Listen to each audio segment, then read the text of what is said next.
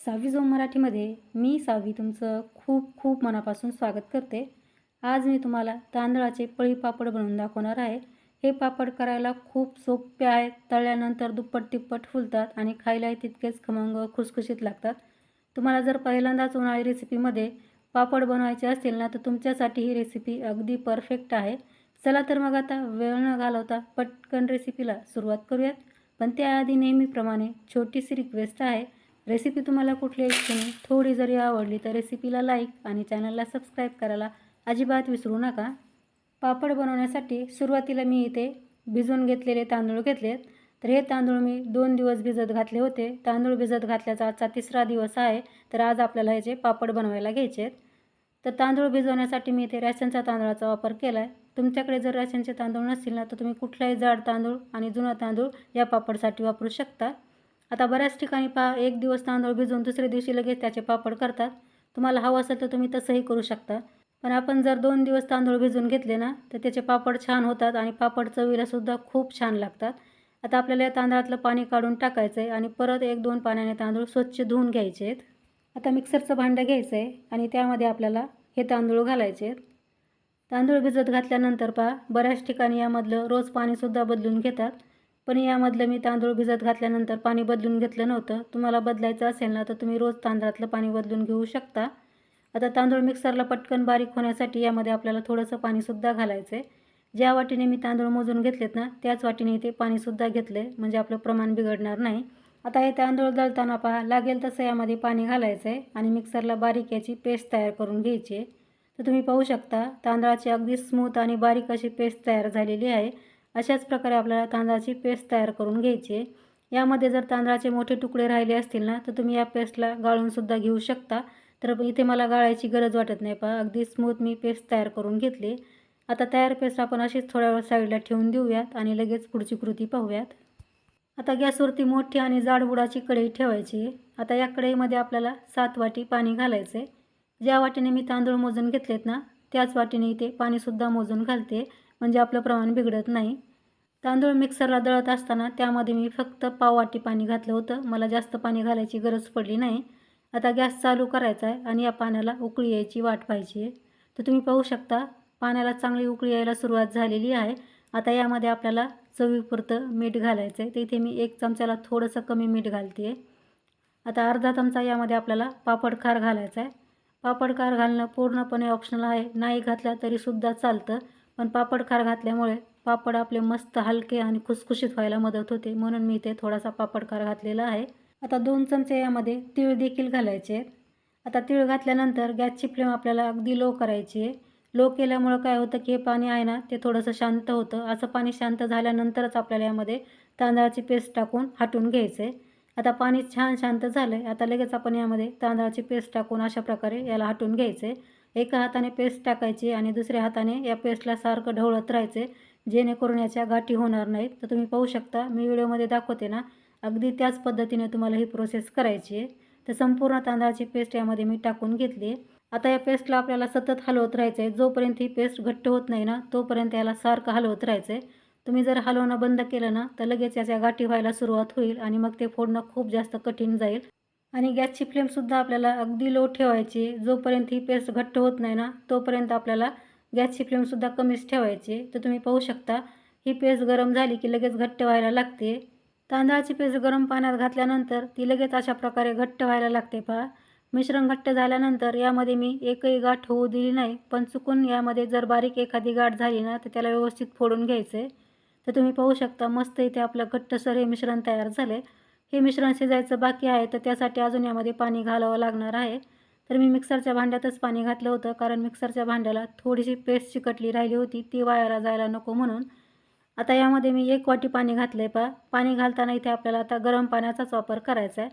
आता हे घातलेलं पाणी आपल्याला व्यवस्थित यामध्ये मिक्स करून घ्यायचं आहे। एकदम पाणी यामध्ये न घालताना लागेल तसंच आपल्याला यामध्ये पाणी घालायचं आहे आणि याला छान शिजवून घ्यायचं आहे। शिजवत असताना याला आपल्याला सतत हलवत राहायचं आहे, जेणेकरून ही पेस्ट तळाला लागू नये। आणि गॅसची फ्लेम आता आपल्याला थोडीशी वाढवायची, म्हणजे मीडियम केली तरीसुद्धा चालेल। आता याला आपल्याला चांगलं शिजवून घ्यायचं आहे आणि लागेल तसं यामध्ये पाणीसुद्धा घालायचं आहे। तर मी तुम्हाला सर्वात शेवटी सांगेल की मी यामध्ये किती पाणी घातलं आहे। मीडियम गॅसवरती हे मिश्रण शिजवता आता मला 20 ते 25 मिनिटे झालेत आणि तुम्ही पाहू शकता या मिश्रणाला एक मस्त चकाकी आलेली आहे, म्हणजे शाईन आलेली आहे.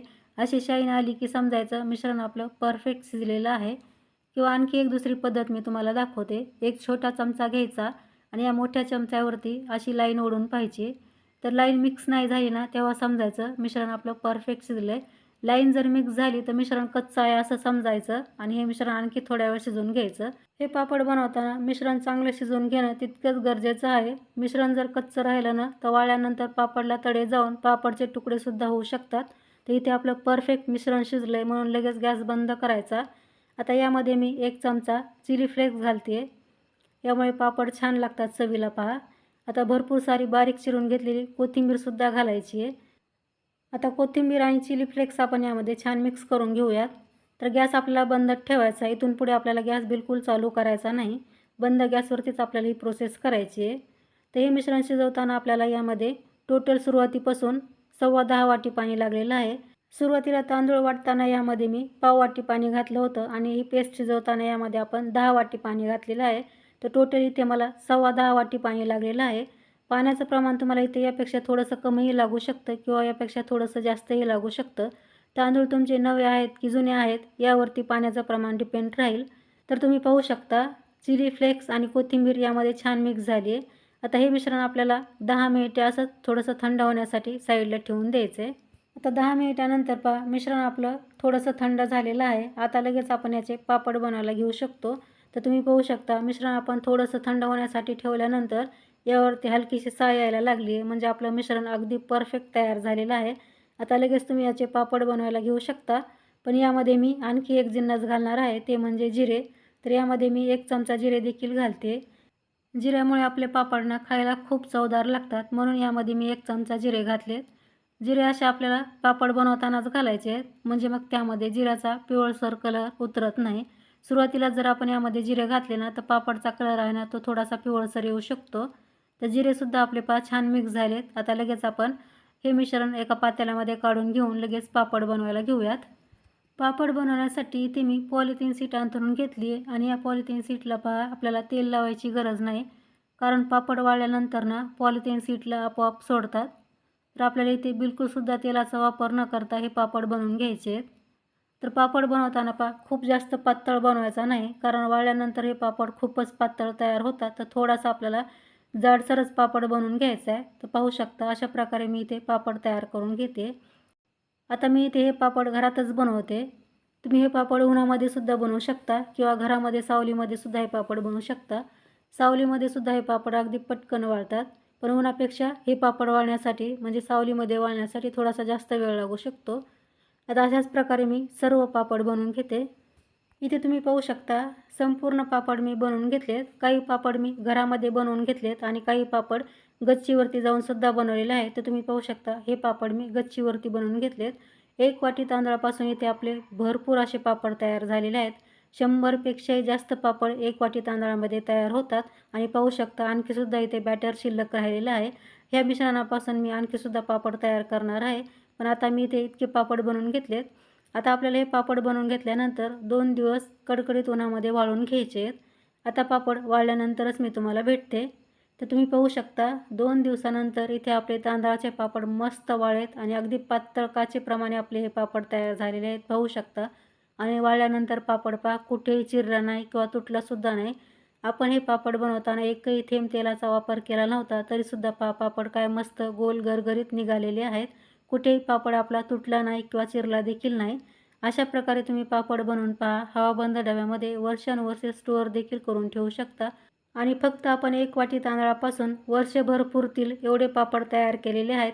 100पेक्षाही जास्तच पापड तयार झालेले आहेत आणि हे पापड खूपच हलके खुसखुशीत तयार झाले. तर तुम्ही हे पापड न भाजता न तळतासुद्धा शेंगदाण्यासोबत खाऊ शकता. खूप टेस्टी लागतात. आमच्याकडे ते असे कच्चे पापडच शेंगदाण्यासोबत खातात खूप छान लागतात खायला. आता तयार पापड मी तुम्हाला तळूनसुद्धा दाखवते. त्यासाठी इथे मी तेल अगोदरच गरम करायला ठेवलं होतं. तेल आपल्याला चांगलं कडकडीत गरम होऊ द्यायचं आहे आणि पापड तेलात सोडल्यानंतर गॅसची फ्लेम कमी करून अशा प्रकारे हा पापड तळून घ्यायचा आहे. तर तुम्ही पाहू शकता खूप मस्त पांढरा शुभ्र इथे आपला तांदळाचा पापड तयार झालेला आहे. हे पापड करायला जेवढे सोपे आहेत ना, खायला त्याहीपेक्षा टेस्टी लागतात. एकदा नक्की ट्राय करून पहा. रेसिपी कशी वाटली हे मला कमेंट्समध्ये नक्की सांगा. रेसिपी तुम्हाला आवडली असेल ना, तर रेसिपीला लाईक शेअर करा आणि चॅनलवरती तुम्ही पहिल्यांदाच आला असाल ना, तर आपल्या सावीज होम मराठीला सबस्क्राईब करून समोरील बेल आयकॉनला क्लिक करायला विसरू नका. कारण जेव्हा कधी मी नवीन रेसिपी अपलोड करेन ना, त्याचं नोटिफिकेशन तुम्हाला सर्वात अगोदर मिळेल. तर लवकरच भेटू आणखी एका अशा छानशा रेसिपीसह. तोपर्यंत मस्त खा आणि हेल्दी राहा. धन्यवाद.